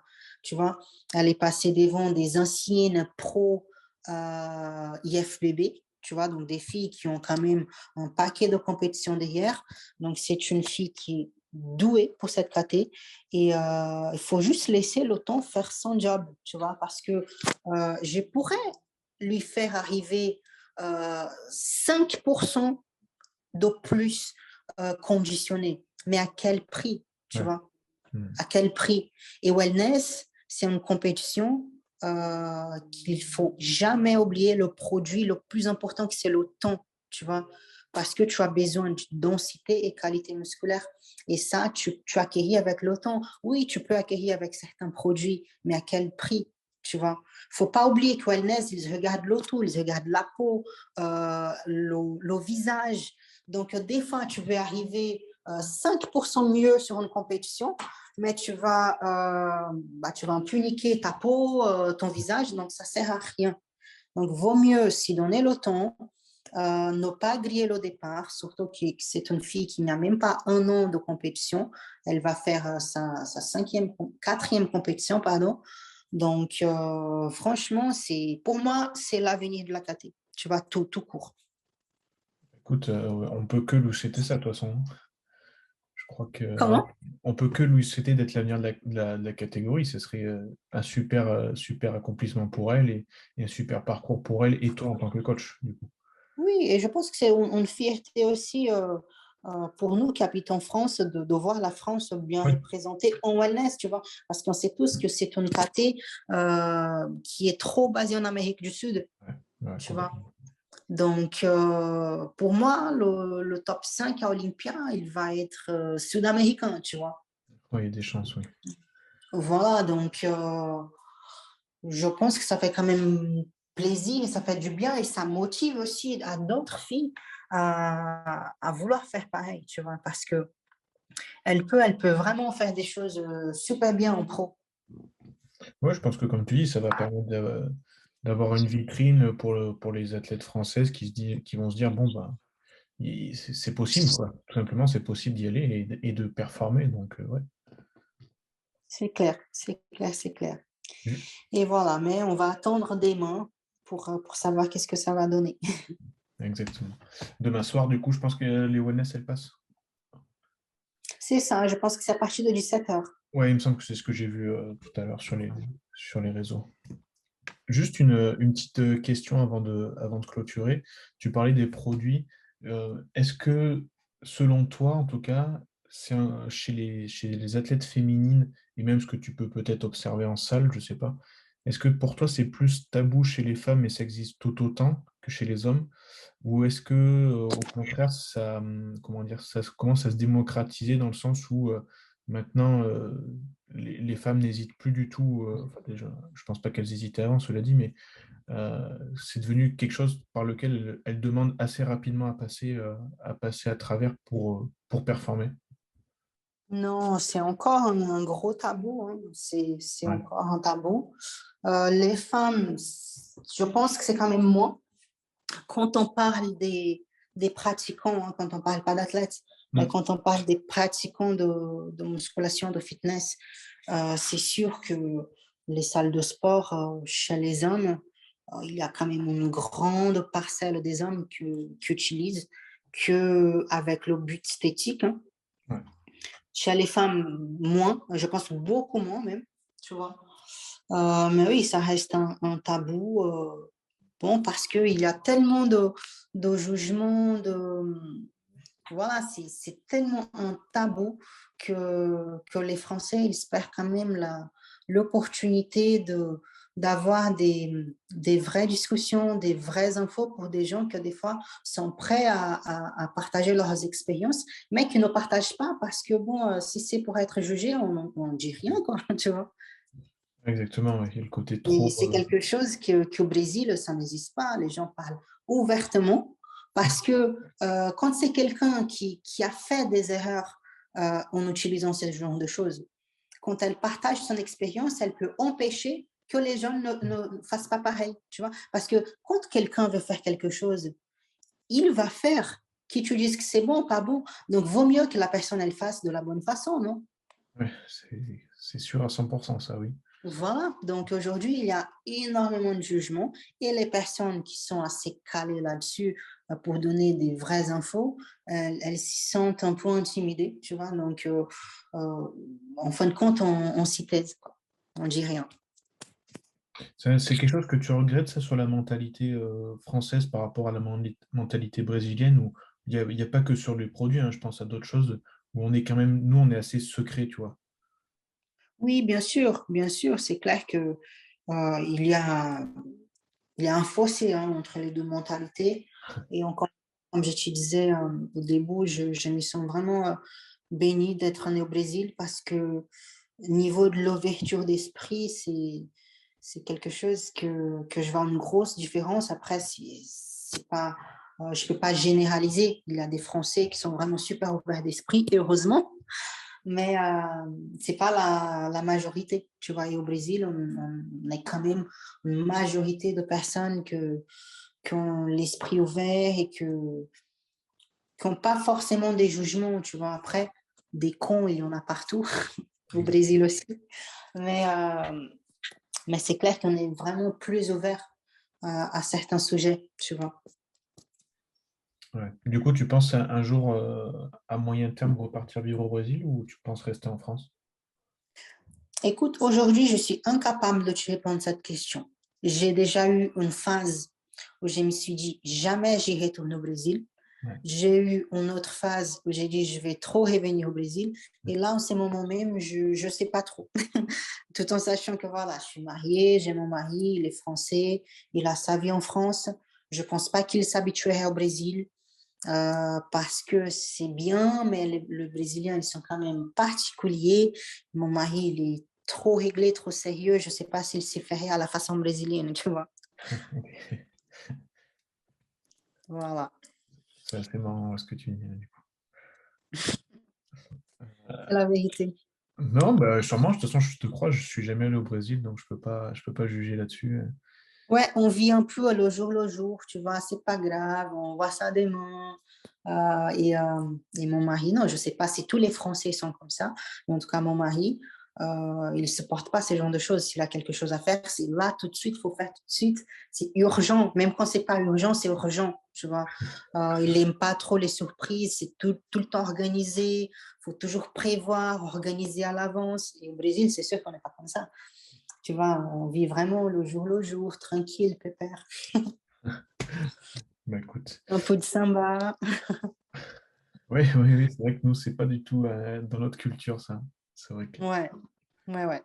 Mais c'est ça qui fait aussi le charme de chaque pays et que chacun ait sa culture. Et c'est ça aussi qui est bien, qui est intéressant. Et puis là, Exactement. ce qui est bien, c'est voilà. Exactement. Après, on travaille aussi, bien sûr, tu vois, mais c'est plus dans la mentalité ce qui est vraiment différente, tu vois. Pour nous, il n'y a rien qui est trop grave, tu vois.